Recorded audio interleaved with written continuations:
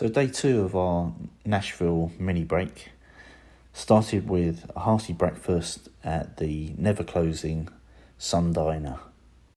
It's a really eclectic place with a beautiful interior full of character, full of heritage and interesting architecture and pictures all over the wall of all those great artists that recorded at Sun Studios, such as Elvis Presley, Johnny Cash, etc. The breakfasts were varied: chicken and waffles, bacon, eggs, all the usual stuff. Some beautiful kind of hash brown variant in terms of small potatoes, which were multicoloured. And of course, waffles and bacon were very popular with people. Next, we decided to head north for about an hour and a half into Kentucky, which is actually a state that neither me or my wife had actually visited before. And we went to the National Corvette Museum.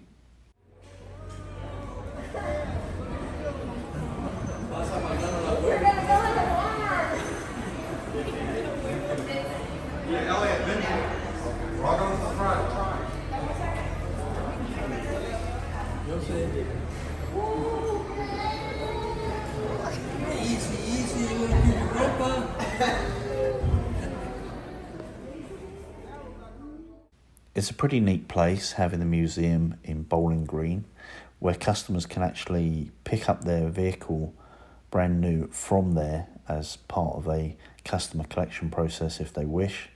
There is a fee for that, about $1,000 I believe.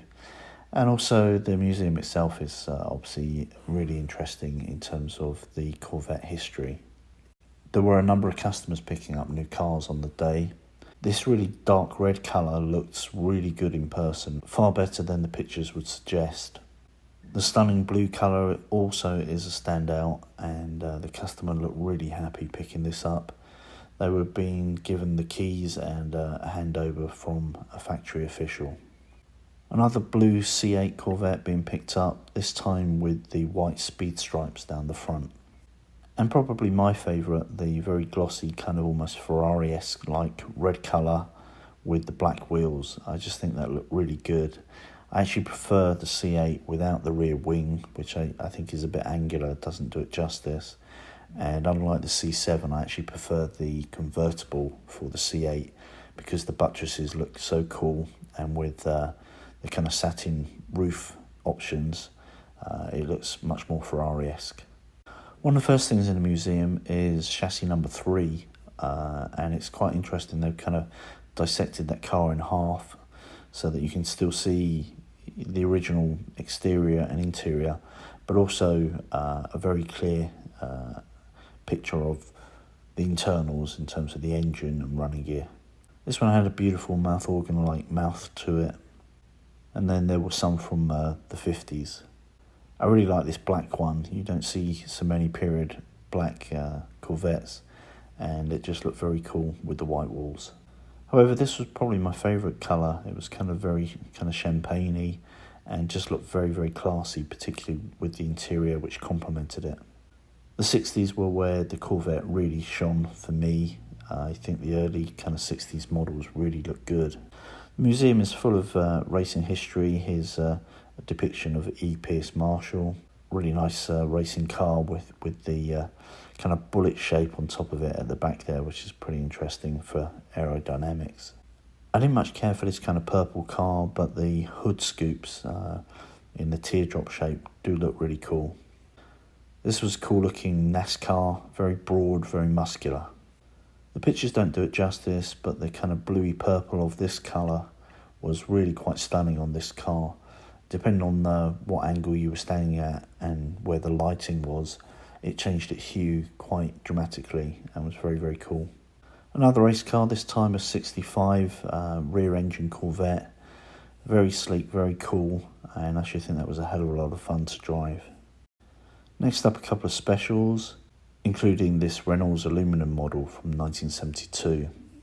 I really like seeing this clay model. It was an interesting insight to the work done behind the scenes.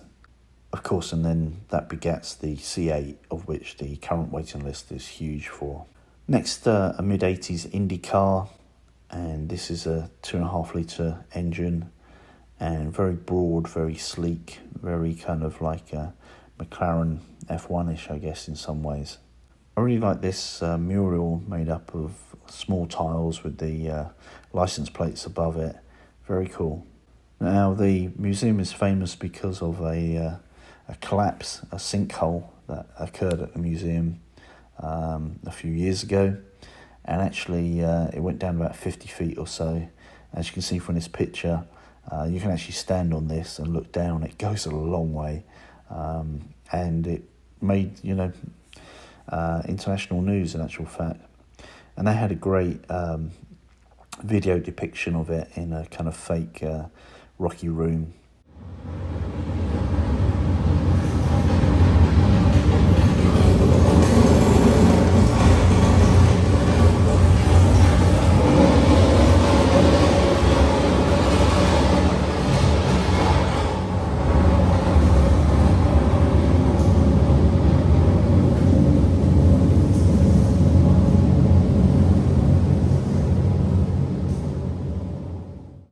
What was amazing is, rather than just throw them all in the skip and claim any insurance money if that were possible, they actually made lemonade out of lemons. So they actually didn't do anything to the damaged cars, but literally put them on display. And that makes a really interesting and insightful presentation to have a good look around.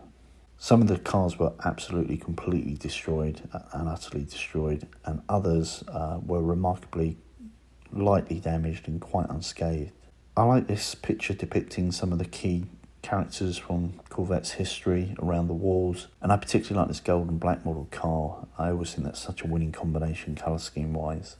This 68 is a bit of an acquired taste, finished off in white with the disc slot wheels. But few people dislike the early 60s models. This bright red one with the white teardrop and the cream hood and the white walls just smacks of class. Another interesting car because it is camouflaged. It's another C8, and just interesting to see that they really use this as part of their prototype testing. Another rear-engined racing car here. Would love to drive something like that at the track, although those rear wheels look a bit too high and the front a little too low. It's almost like a drag car, really. A very interesting 69 De Tomaso Mangusta here in beautiful kind of Ferrari-esque red. Very much like a kind of Ferrari Dino, I guess. Interesting, I've never seen one of those before. Another vehicle I've never seen is this 65 Impala Imposter. Wheelbase on this is so long they're practically in a different time zone. Very stylish, very gangster. The real muscle came in the form of the 2009 Mosler MT900 Photon, and this was absolutely stunning. It just reeked of speed and power. Had the scissor doors, had the great big slits in the roof, had the typical circular stoplights from the Corvette, which are sadly missing from the C8. I think a few people missed that. And had these beautiful scissor doors, very Lamborghini-esque. Outside in the foyer again, there was a beautiful blue Corvette being picked up. I took this close-up of the Stingray shape and the Corvette wording on the back. We headed back to Nashville, but not before popping into the local Harley-Davidson dealership at Bowling Green. I was quite surprised to see that they had the latest model Pan America actually physically in stock there. They had a nice black one. It looked very, very shiny. And I think this is a bike that's going to sell very well for Harley Davidson this year, and I know that they're pretty much sold out until the end of the year. Closer to Nashville, we stopped in at a Starbucks and took a nice cold drink on a 95-degree day. In the evening, it was time to hit the town again, and this time we headed off to Kid Rock's Honky Tonk Rock and Roll Bar. Now, this is a bar spread over 5 levels with live bands on all 5 levels. Time to kick back with a cool drink and wait for our food to arrive. With our delicious steaks eaten, we sat back and listened to some local music. Then we headed up to the rooftop bar where there was more live entertainment.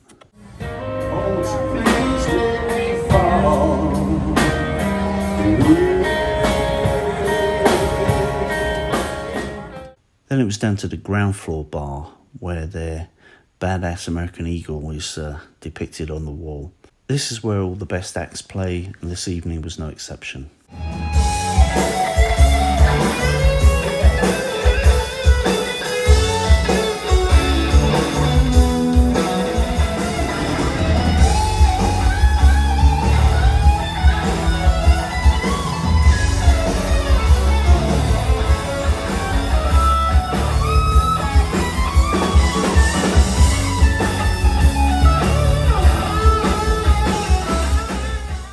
Then back to what was becoming one of our favourite bars, Whiskey Bent, for some great live music there. That's how it goes.